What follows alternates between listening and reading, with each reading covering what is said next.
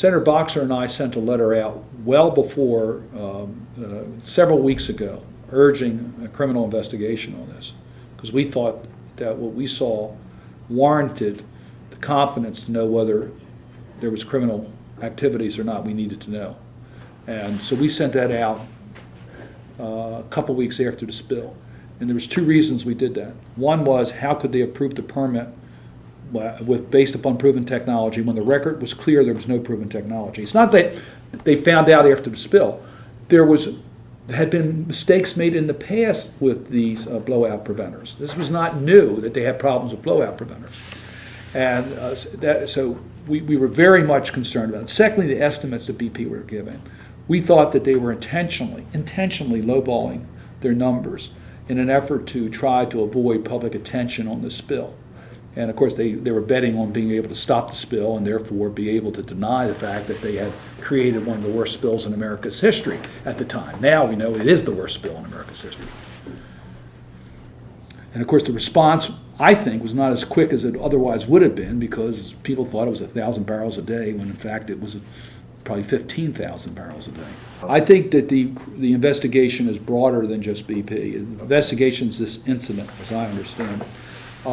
And I would not rule out criminal responsibility from government officials. I think that needs to be included in it. And that's my understanding, that the probe is broad enough to include that.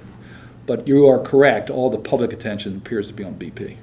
No one was challenging that BP oil would be responsible for the damages caused, but it seemed like too many decisions were being made by BP without the proper responsibility of the federal government to take control of the situation.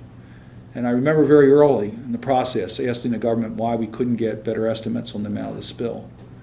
And BP gave its standard reply, we're focused on stopping this, not on counting the oil, blah, blah, blah. And we said, well, we have some scientists who will do it for you. You don't just give us access, we'll bring them in. We had scientists from the University of Florida ready to go in and do it, and MIT. We had two groups ready to go.